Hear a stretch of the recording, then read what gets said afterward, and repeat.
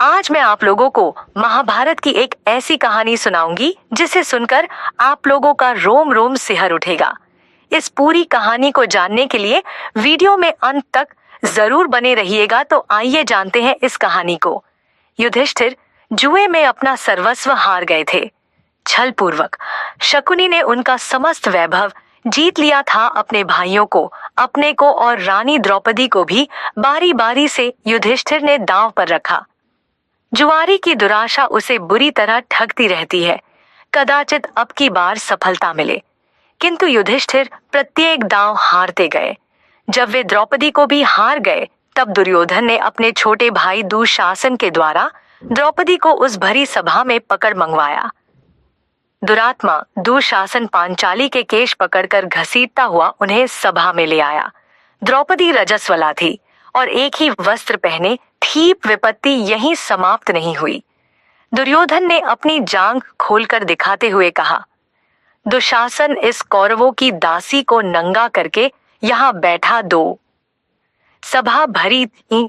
वहां धृतराष्ट्र थे, पितामह थे, द्रोणाचार्य थे, थी सैकड़ों सभासद थे, वयोवृद्ध विद्वान थे, शूरवीर थे और सम्मानित पुरुष भी थे।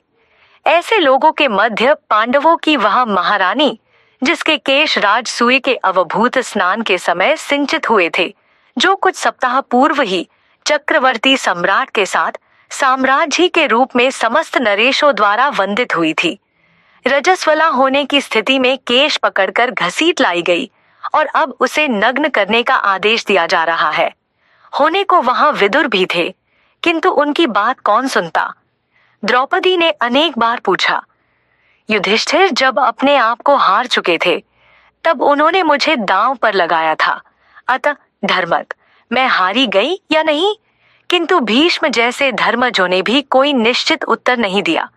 जिसकी भुजाओं में 10,000 हाथियों का बल था, उस दुरात्मा दुशासन ने द्रौपदी की साड़ी पकड़ ली। द्रौपदी व्याकुल होकर इधर उधर देख रही थी कि कोई उसकी रक्षा करेगा, किंतु पांडवों ने लज्जा तथा शोक के कारण मुख दूसरी ओर कर लिया था। आचार्य द्रोण, पितामह भीष्म, धर्मात्मा कर्ण, किसी ने भी मदद नहीं की। द्रौपदी ने देखा कि उसका कोई सहायक नहीं। कर्ण तो उलटे दुशासन को प्रोत्साहित कर रहा है और भीम, द्रोण आदि बड़े बड़े धर्मात्माओं के मुख दुर्योधन द्वारा अपमानित होने की आशंका से बंद है और उनके मस्तक नीचे झुके हैं। एक वस्त्रा अबला नारी उसकी एकमात्र साड़ी को दुशासन अपनी बल भरी मोटी भुजाओं के बल से झटके से खींच रहा है। कितने क्षण द्रौपदी साड़ी को पकड़े रह सकेगी? कोई नहीं उसकी सहायता करने वाला।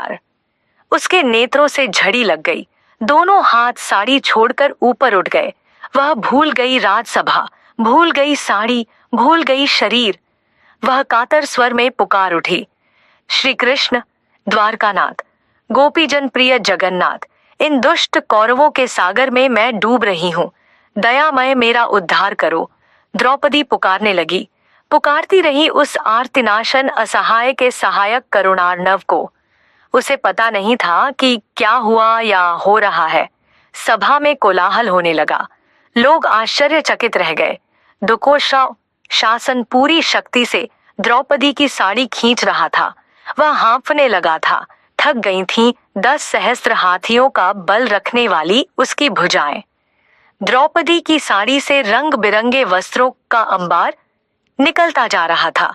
वह 10 हाथ की साड़ी पांचाली के शरीर से तनिक भी हट नहीं रही थी। वह तो अनंत हो चुकी थी।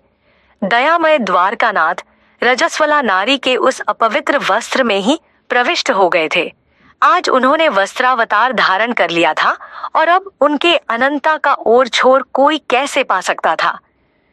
विदुर, यह कोलाहल कैसा है? अंधे राजा धृतराष्ट्र ने घबराकर पूछा। महात्मा विदुर ने बताया, दुकोशेगी शासन द्रौपदी की साड़ी खींचते खींचते थक चुका है। वस्त्रों का ढेर लग गया है।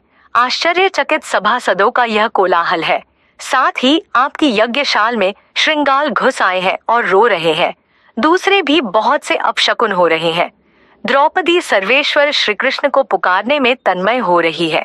उन सर्वसमर्थ ने अभी तो उनकी साड़ी बढ़ा दी है, किंतु यदि शीघ्र पांचाली को प्रसन्न नहीं करते तो श्री कृष्ण का महाचक्र कब प्रकट होकर एक क्षण में आपके पुत्रों को नष्ट कर देगा, यह कोई नहीं कह सकता। आपके सभासद तो भय व्याकुल होकर कोलाहल करते हुए दुर्योधन की जो निंदा कर रहे हैं उसे आप सुन ही रहे हैं। धृतराष्ट्र को भय लगा। उन्होंने दुर्योधन को फटकारा। दुशासन ने द्रौपदी की साड़ी छोड़ दी और चुपचाप अपने आसन पर बैठ गया। वह समझे या न समझे, पांडव तथा भीष्म जैसे भगवत भक्तों को यह समझना नहीं था कि द्रौपदी की लज्जा की रक्षा कैसे हुई। अगर आपको यह कथा अच्छी लगी तो वीडियो को लाइक करें। अपने विचार कमेंट में बताएं और ऐसे ही और भी पौराणिक रहस्यों को सुनने के लिए चैनल को सब्सक्राइब करना न भूलें।